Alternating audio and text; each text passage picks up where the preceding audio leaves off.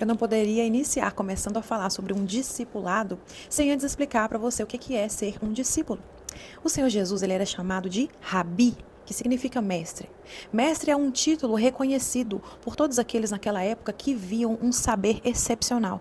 E Jesus ele era excepcional em todos os sentidos. Ele tinha todas as virtudes que nós precisamos ter.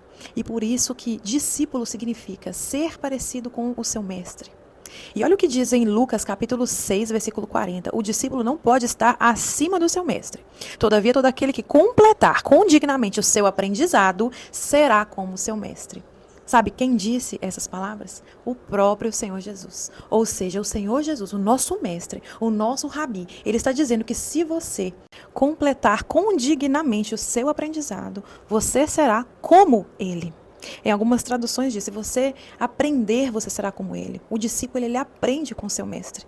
É isso que Jesus está nos ensinando. Ele não pode estar acima do mestre. Nunca. Nós nunca poderemos estar acima de Cristo. Mas se nós nos dedicarmos a nossa vida a aprender, a sermos seus discípulos, nós poderemos ser como ele. É o que diz Lucas capítulo 6, versículo 40, as palavras do próprio Senhor Jesus. Quando ele contou aqui a parábola do cego que conduz outro cego. Eu não vou ler tudo para você, mas eu vou resumir o que Jesus ensinou aqui nessa parábola do cego que conduz outro cego. Que com certeza um cego guiando outro cego, os dois vão cair em um buraco, não é verdade? Então no início ali de Lucas 6, versículo 39, que Jesus começa contando ali a parábola de um cego que guia outro cego. Jesus começa contando que os dois vão cair num buraco. Logo em seguida, ele avisa que o discípulo nunca vai poder ser acima do seu mestre. Todavia, aquele que completar o aprendizado pode ser como seu mestre. E depois ele vem e diz, olha, como pode não reparar uma trave que está no seu olho e querer tirar um cisco do olho do teu irmão? Ele coloca a trave aí como algo muito pior do que um cisco, né? Uma viga em algumas traduções, uma viga, algo bem grande no seu olho que está ali atrapalhando a sua visão e você querendo consertar o seu irmão, não é verdade? Mas aí olha só o que ele diz no versículo 42. Como poderás advertir a teu irmão dizendo, irmão, permita que eu tire o cisco do teu olho se tu mesmo nem sequer notas a trave que repousa no teu olho? Hipócrita, retira antes de tudo a trave que está no teu olho, e só assim verás com nitidez. Só assim verá com nitidez para tirar o cisco que está no olho do teu irmão. Olha só, Jesus está dizendo de um cego guiar outro cego. Porventura poderá alguém sem entendimento, alguém sem completar o seu aprendizado, alguém sem aprender com o mestre, poder guiar alguém? Pode sequer uma pessoa querer ajudar a tirar um cisco do olho de alguém, se o seu olho está sujo, né? Se está com uma viga.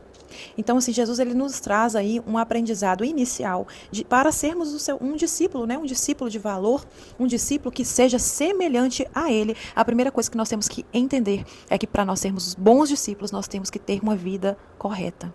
Veja que Jesus faz menção a algo que está no seu olho, algo que te atrapalha de enxergar, que atrapalha o seu entendimento. Mas a partir do momento que você tira a trave do seu olho e começa a enxergar as coisas de forma justa, que você começa a aprender, como nós lemos, né? Que você ouve, entende e começa a frutificar, você pode aí então guiar um cego, guiar um outro irmão que está com um cisco nos olhos. Olha o que diz João capítulo 7, versículo 24. Não julgueis de acordo com a aparência, mas julgueis com justos julgamentos. E nós precisamos, a primeira coisa que nós precisamos ter em nossa vida como discípulos é o senso de justiça, o senso de retidão, de termos uma vida reta e justa para conseguir guiar outras pessoas. Então você já entendeu o que é ser um discípulo. Você já leu aqui em Lucas 6,40 que se você completar o seu aprendizado, você pode ser como o seu mestre, como o seu rabi. Mas Jesus ele não para por aí, né? Além de ensinar que você precisa ter uma vida reta, justa, tirar a trave do seu olho para conseguir ajudar o seu irmão. Lá no versículo 43, ainda no capítulo 6 de Lucas, ele diz, não existe árvore boa produzindo mau fruto, nem inversamente, uma árvore má produzindo bom fruto. Pois cada árvore é conhecida pelos seus frutos. Como você vai ser conhecido diante do Pai? Você verdadeiramente vive a vontade do Pai? Essa reflexão eu quero deixar no seu coração hoje.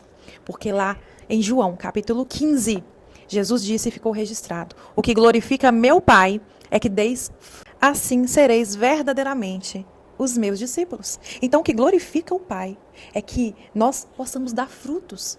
E assim nós seremos discípulos. Nós só seremos discípulos do Pai quando nós passarmos a dar frutos. Lembra da reflexão? Quando lemos lá em Mateus 7, 21. Nem todo aquele que disser Senhor, Senhor entrará no reino dos céus, mas aquele que faz a vontade do Pai.